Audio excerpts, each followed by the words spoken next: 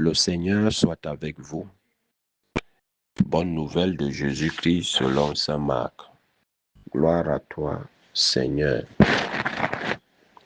Marc au chapitre 16, les versets 15 à 20. Jésus ressuscité dit aux 11 apôtres, « Allez dans le monde entier proclamer la bonne nouvelle à toute la création. Celui qui croira et sera baptisé sera sauvé. Celui qui refusera de croire sera condamné. Voici les signes qui accompagneront ceux qui deviendront croyants.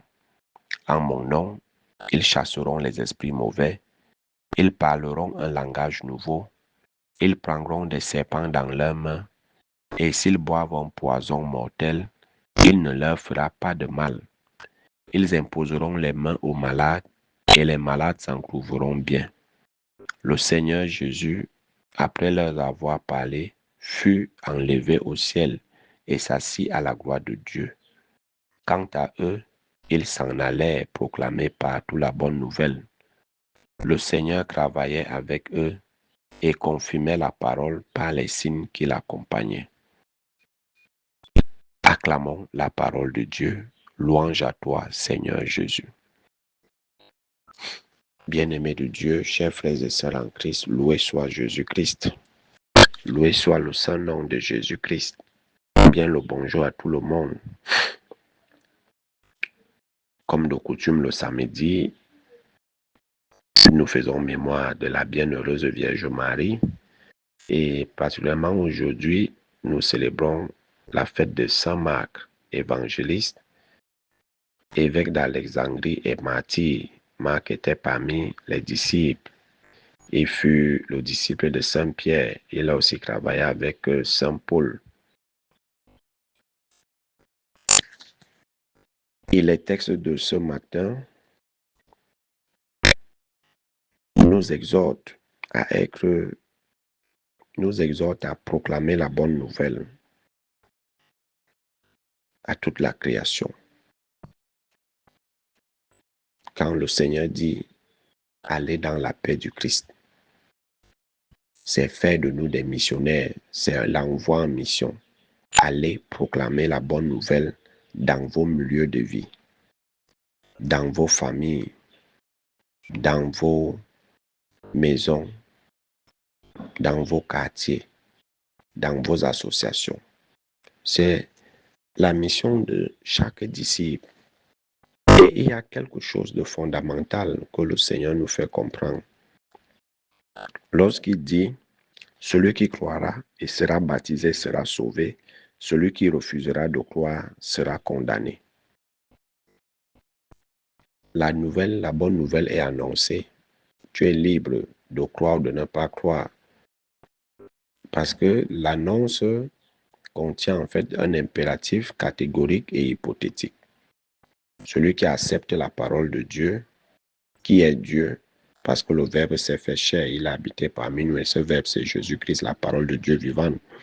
Celui qui accepte cette parole de Dieu vivante qui est le Christ, accepte le baptême d'être baptisé dans la foi au Christ, sera sauvé. Mais celui qui refuse, qui ferme les oreilles, qui ne veut rien savoir de la parole de Dieu, de ses commandements, sera condamné. Aujourd'hui, nous le voyons. On sait qui a accepté la parole de Dieu et qui marche selon cette parole et qui n'a pas accepté la parole de Dieu et qui ne marche pas selon les recommandations du Seigneur. On connaît ces gens-là, ceux qui servent le diable et ceux qui servent Jésus. On les connaît. On n'a plus besoin de faire un dessin pour faire le distinguo. On sait déjà qui croit à la parole de Dieu, qui a accepté. Et ce n'est pas parce qu'on a été baptisé que forcément on sera sauvé. D'ailleurs, que le Seigneur dit, ce n'est pas celui qui crie Seigneur, Seigneur, qui sera sauvé, mais celui qui fait sa volonté. Et la volonté de Dieu commence par l'écoute de sa parole. Par l'écoute de sa parole et l'obéissance naît de l'écoute. Donc, tu ne peux pas obéir si tu n'as pas écouté. Alors, il ne suffit pas de dire Seigneur, Seigneur. Il ne suffit pas d'être baptisé, baptisé, confirmé et communié, ou marié, ou être prêtre ou évêque pour être sauvé. On peut être tout cela, mais on n'a pas accepté le Christ. On n'a pas accepté le Christ. On a accepté un autre maître. Et ceux qui pensent qu'ils peuvent servir deux maîtres à la fois, c'est faux. Le Christ a été d'ailleurs très clair. On ne peut pas servir Dieu et l'argent. On ne peut pas servir le Christ et Mammon. On ne peut pas manger à deux tables. À la table du Seigneur et à la table du démon. Ça, c'est impossible. On va aimer un. Et bien sûr, on va aimer le démon parce qu'il donne facilement. Parce que c'est un porteur, c'est un faroteur. Et que soi-disant, Dieu est lent. Dieu est lent. Dieu est lent. Parce que justement, on n'a pas accepté la parole de Dieu. Donc, le Seigneur, l'annonce contient donc cet impératif catégorique et hypothétique qui engage le salut de notre âme. Qui engage le salut de notre âme en même temps qui engage la damnation de notre âme. J'accepte la nouvelle qui m'est annoncée, la bonne nouvelle du salut, ou je ne l'accepte pas. Et l'accepter, c'est se conformer. C'est se conformer. C'est marcher selon cette parole qui m'a été proclamée, qui m'a été annoncée. C'est marcher selon ses exigences pour être sauvé. Donc, arrêtons de faire croire, de dire, le Christ a tout payé sur la croix. Oui, la victoire est déjà garantie sur la croix. Le Christ a déjà tout gagné sur la croix. Le Christ a déjà tout payé sur la croix pour toi. Mais si toi-même, tu ne cherches pas à marcher dans cette victoire et dans ce salut, tu seras damné. Parce que il est dit, si Dieu nous a créés sans nous, il ne peut pas nous créer, il ne peut pas nous sauver sans nous. Dieu a tout fait. Il nous a créés sans nous. Il a obtenu le salut pour nous. Mais il faut mériter ce salut. D'où les efforts que nous devons faire au quotidien pour notre repentance, pour notre conversion, pour notre salut.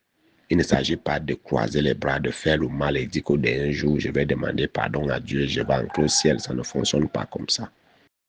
Ça ne fonctionne pas comme ça. Alors le Seigneur nous dit donc à ceux qu'il envoie que ceux qui vous écouteront, qui accepteront le baptême, seront sauvés. Ceux qui refuseront, bien sûr, ils seront, mais ceux qui refuseront et ne croiront pas, seront condamnés. Donc quand tu décides de ne pas croire en Dieu et de refuser Dieu, tu sais, il y a où tu iras. Ce n'est pas Dieu qui juge les gens. Dieu ne condamne personne. C'est nous-mêmes qui nous condamnons par nos choix de vie. Et voici les signes qui accompagneront ceux qui deviendront croyants. Donc, quand on devient croyant, si on croit vraiment en Dieu, si on est investi du pouvoir du Christ que nous recevons au baptême qui nous configure au Christ prêtre, prophète et roi, si nous recevons l'Esprit Saint que nous recevons au baptême et à la confirmation en tant que croyants, et ceux qui marchent selon la volonté de Dieu, voici les signes qui accompagneront cela. En mon nom, ils chasseront les esprits mauvais, ils parleront un langage nouveau, ils prendront des serpents dans leurs mains, et s'ils boivent un poison mortel, il ne leur fera pas de mal. Ils imposeront les mains aux malades, et les malades s'en trouveront bien. Voilà les signes qui montrent que voilà celui qui vient au nom du Seigneur. Voilà celui qui proclame la bonne nouvelle au nom du Seigneur. On dit bien au nom du Seigneur, mais certains le font en leur propre nom. Le Dieu de papa, le manteau de papa, le manteau de la femme de papa, le ceci, les onctions de papa, la photo de papa, les huiles de papa, la gamme de bain de papa. Ça, c'est pas Dieu. Ça, c'est pas Dieu. Le Seigneur nous invite à croire en lui. Si tu crois en lui, les signes accompagneront ta foi en Jésus. Parce que le Seigneur va toujours se manifester dans ta vie.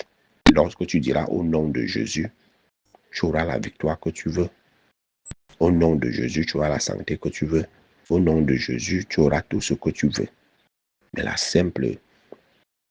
Mais il faut juste croire en lui. C'est tout ce qu'il nous demande. Croire en Dieu, c'est marcher selon sa parole. C'est marcher selon ses commandements. C'est nous détourner du mal. C'est nous détourner du monde. C'est de ne pas manger à deux tables. avoir un pied chez Dieu, un pied chez Satan. Donc, croire à ses exigences. Croire ne veut pas dire seulement Seigneur, je crois. Non, ce n'est pas les actes. Et nous comprenons pourquoi Saint Pierre nous met en garde dans la première lecture qui est tirée de son livre également, où il nous dit soyez sobres, soyez vigilants. Votre adversaire, le démon, comme un lion qui rugit, va et vient à la recherche de sa proie, et résistez-lui avec la force de la foi. Car vous savez que tous vos frères de par le monde sont en but aux mêmes souffrances. Résistez-lui par la foi. On ne peut pas résister au diable avec les armes du diable. On ne peut pas. C'est par la foi qu'on combat le diable. C'est par la foi en Jésus-Christ qu'on combat le diable. Ce n'est pas avec les armes du diable. Ce n'est pas avec les marabouts, les gris-gris, les totems, les chats qu'on enterre, les croix qu'on enterre. Ce n'est pas avec ça. C'est ta foi. Résistez-lui avec la foi et sachons que le diable rôde toujours autour des âmes. L'objectif du diable, c'est de perdre les âmes. Pour ceux qui ne le savent pas, le diable qui vivait au ciel, dans la gloire, dans l'adoration et tout, a perdu tout cela. Et il ne peut même plus repartir au ciel. Or, nous sommes faits pour retourner au ciel, comme dit Saint Augustin. Nous ne sommes que notre cœur ne peut pas être content, heureux et reposer en paix tant qu'on ne retourne pas au ciel. Notre vrai patrie, c'est le ciel. Et le diable sait que on a une vie sur terre et une vie au ciel après notre mort sur terre, après notre passage sur terre. Lui qui a perdu cette capacité de retourner au ciel, comment va-t-il accepter que nous, les hommes, on remonte au ciel après notre passage sur terre? Voilà pourquoi il fait tout et tout pour nous distraire, pour nous amener à pécher, afin que nos âmes aillent s'égarer. Voilà pourquoi il fait tout et tout pour qu'on ne croit pas en Dieu, qu'on le refuse, afin qu'on soit condamné, on soit damné avec lui dans la géhenne éternelle. Alors nous comprenons pourquoi il développe tous ces mécanismes subliminaux qui sont cachés sous la mode les ceci, les cela, les ceci, les cela.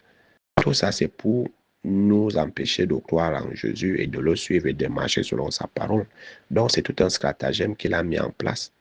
C'est pour ça que Saint Paul nous dit, votre adversaire, le démon, comme un lion, va et vient à la recherche de sa proie. Résistez-lui avec la force de la foi. C'est avec la foi qu'on peut résister au diable. Je crois en Jésus. C'est pour ça que lors de la profession de foi du baptême, renoncez-vous à Satan, oui, je renonce. Renoncez-vous à toutes ces œuvres et à ces solutions, oui, je renonce. Renoncez-vous à tout, oui, je renonce. Si j'ai la foi, je renonce à Satan. Parce que je sais que ma foi en Jésus ne me permet pas de côtoyer Satan. Ne me permet pas de lui prêter une attention. Mon attention doit être fixée sur Jésus-Christ, sur sa parole, sur ses commandements et ses exigences et non pas sur le diable. Donc, ne nous laissons pas conduire par ce déchu. Par ce déchu. Il veut nous enfoncer avec lui. Résistons-lui avec la force de la foi. Ce n'est qu'avec la foi. On combat le diable avec la foi en Christ. Et c'est pour ça que si nous croyons en Dieu, nous allons chasser les démons. Nous allons guérir les malades. Nous allons faire des miracles. Nous prendrons un serpent et il nous arrivera. Mais si tu n'as pas la foi, tu es une proie facile pour le diable. Comment tu vas lui résister avec quoi? Prier, tu ne pries pas. Aller à l'église, tu ne fais pas. Respecter les commandements, rien. Tu ne veux pas entendre parler de Dieu. Le dimanche, tu ne viens pas. Les prières personnelles, rien. Et tu vas résister au diable comment? Tu as quelle foi? Qu'est-ce qui nourrit ta foi? Qu'est-ce qui nourrit ta foi? Alors, le Seigneur nous met en garde, il nous demande, et Saint Pierre nous demande d'être humble, parce que Dieu se révèle aux humbles et il rejette les orgueilleux. Donc, avec Dieu, de grâce, nous ne sommes jamais imbus de nous-mêmes. Orgueilleux, il a horreur de ça. Il a horreur de ça. Soyons humbles, simples. Revêtons l'humilité de la Vierge Marie de Saint Joseph. Et le Seigneur nous élèvera. le Seigneur nous élèvera. Alors, que Saint Marc intercède pour nous, afin que chacun de nous soit un vrai disciple du Seigneur partout où il est, qu'il proclame la bonne nouvelle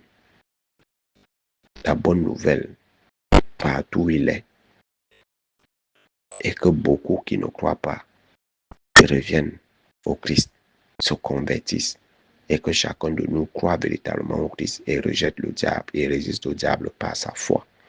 Loué soit Jésus-Christ, à jamais.